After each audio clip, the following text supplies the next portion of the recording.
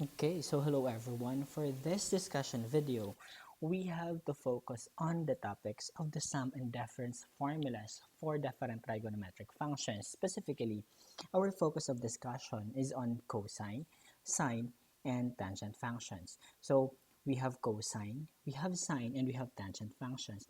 In order for us to use this concept in solving four different types of problem involving trigonometry, we have to be familiarized or to master the different formulas related to the sum and difference of your trigonometric functions. And if we mention about the sum and difference of sine, we have and cosine. So we have to master all this. So let's start with cosine. If we have cosine of a plus b, for example. This will be equal to, so cosine a cosine b minus sine a sine b. And if we have to consider the difference of cosine, we will have cosine of a minus b is equal to cosine A, cosine B, plus sine A, sine B. And kung tuwa nato ang aton nga trigonometric function here, if we have your addition sa sini nga form, take note nga imo nga sign diri sa imo right side of the equation is minus. So this is cos, cos, sin, sin. Take note for cosine, that is cos, cos, sin, sin. And take note, ang kinalain lang sa aton nga formula is ang aton or sa aton nga equation is that kung positive dari or plus dari, we have minus sa right side of the equation. Same with kung minus dari, plus dari. But take note that is cos, cos, sin, sin man siya pun whether kung ano ang aton nga equation dari. For your sum and difference of your sine function, we will have okay, so we have for sine, that is, so take note, that is sin cos cosine, or sine cos cosine sine. So sin cos cosine, so that is, and take note, sa sine naman niya, if positive siya, positive man siya sa piyak. If minus siya, minus man siya sa piyak. So that is for your sum and difference of your sine function. We have also the sum and difference of tangent. Ang kinalain lang is that for your sum and difference of tangent, may ara ka na fraction form. So take note lang, tangent A plus tangent B, 1 minus your tangent A, tangent B. So for the plus. So take note lang. So familiarize na lang get ang ato nga formula for sum and difference of tangent. So take note also that if we want to have, for example, wala ka calculator or wala ka gusto mo hapos or naka-express ng imong certain equation or certain value of your trigonometric of any certain angle, trigonometric value of your of any trigonometric function. Specifically, we have sine and cosine values. So we have the value nga naka-indicate in the unit circle nga value. So we have here. So ang mga value di, this is your sine value, equal na siya. So I mean cosine ang una, then sine ang sapiak. So cosine, okay, so for example, you are asked, so 30 degrees, what is your cosine of 30 degrees? Sige, so we have cosine of, sige, para masapos aton, so we have sine 30. So, check naton. So, sine 30. Okay. So, dapat aton answer dapat is 1/2. So, 1/2 aton answer. Okay, sorry siya. Ang sa second. So, we have, for example, cosine of 30. Okay. So, that is square root of 3 all over 2. Oh, so any possible, for example, square root or your cosine of 225. So, dali ka na lang dahil tulo kung ano ang mga value niya. So, cosine ang una, sine ang ikadwa. So, this is for the kung paano tulukon ang mga value for your sa trigonometric function, specifically sine and cosine. So, we will have examples kay para magamit nato ang ating sum and difference na formulas. Okay, so let's start. Okay, let's start with the sum and difference of your cosine nga function. So, ano ba lang pwede na ito nimon or what are the process kung we have to use sang sum and difference nga equation.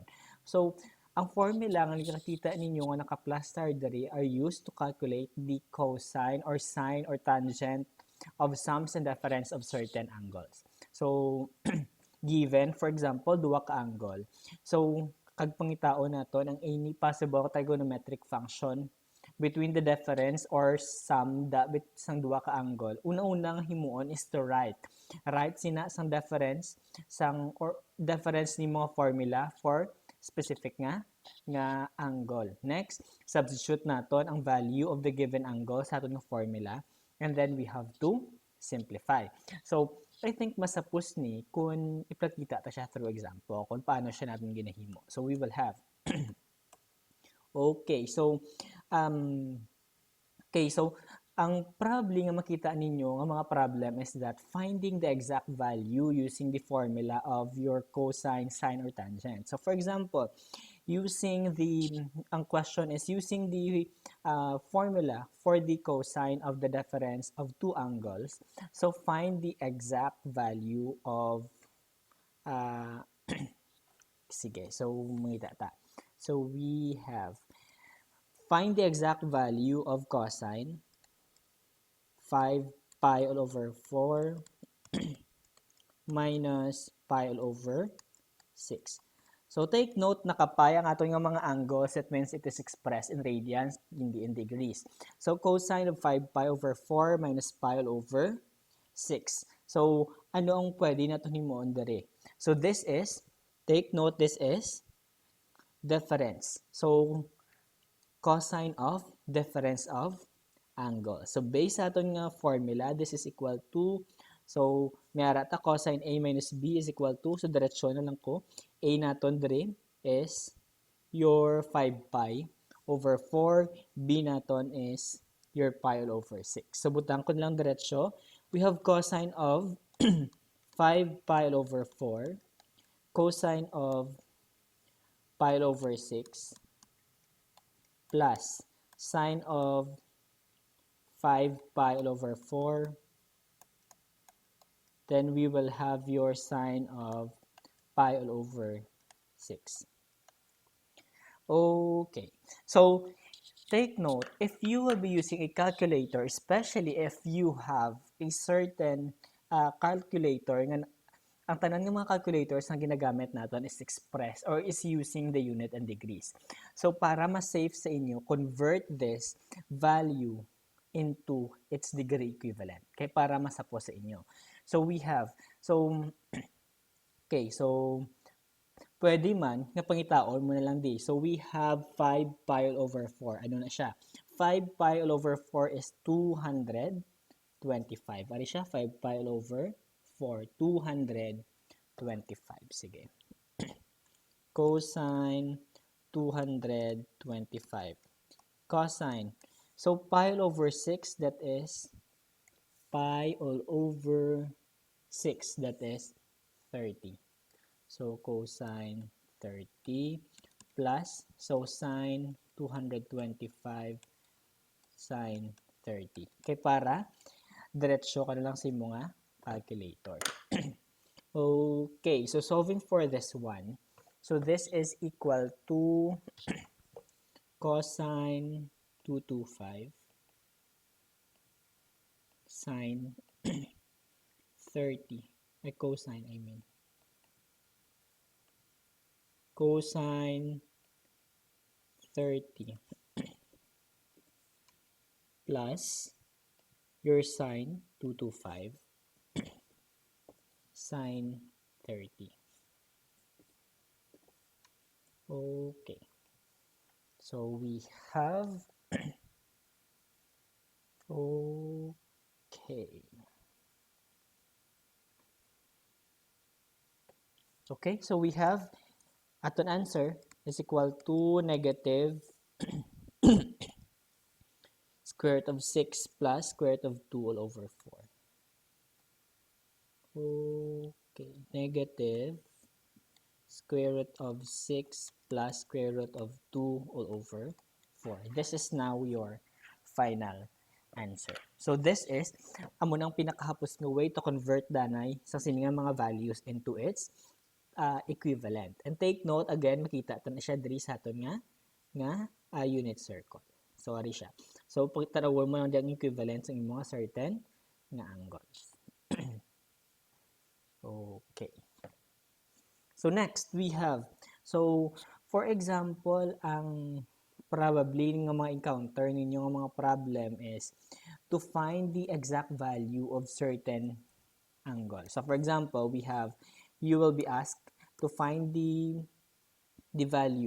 exact value of cosine 75 degrees. Kuhaon mo ni ang exact value ng cosine 75 degrees. So, pangita ka na lang. Pangita ka sang mga values or mga angles nga kung i-add nimo may ara ka sang makuha diri nga value sa imo unit circle kay para masapos ka. So, we have 30, we have 75, 60. So, amo ni pwede natin nga magamit diri. So, anong pwede din maka-add sa aton or maka-subtract to 75. So, pinaka-hapos is your 30 and 45. So, we will have i-add ta sila 30 and 45. That means this is equal to cosine 30 plus 75. So, may ara ta cosine 30 of 45 plus 45 bila 45. So, cosine 30 plus 45. So, based sa aton yung formula kagina, cosine. So, we have A plus B. So, this is equal to, so, equal siya sa cos, sin, pero minus siya. So, we have cos 30. Then, we have, okay, cos. So, we have cos 45 minus sine 30 sine 35. Okay.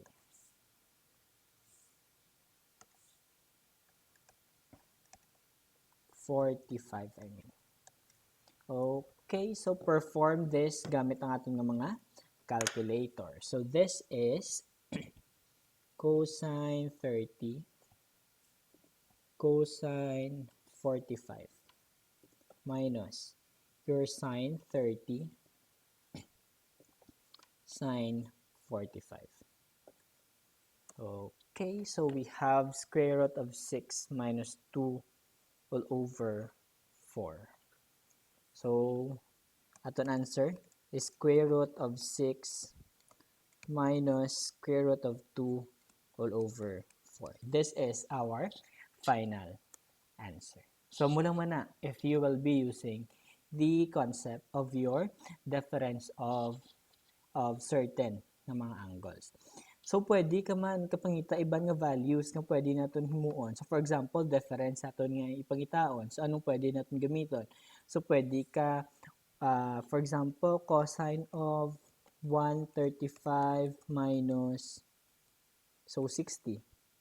Okay, 135 minus 60. So, may ara man na siya pong value ang 135 kag ang 60. So, amo man na siya po ang mukha natin nga value if ever man gid amo nang gamiton natin nga value. So, same lang man na Japon. If you will be using sign, same lang man na Japon. Wala man da sang kinalain. So, same lang Japon nga process. Sige, gamitan ta sign kay para mahamba ka mo nakagamit kita sang sign nga function. So, we will have this one. So, for sign nga value, okay.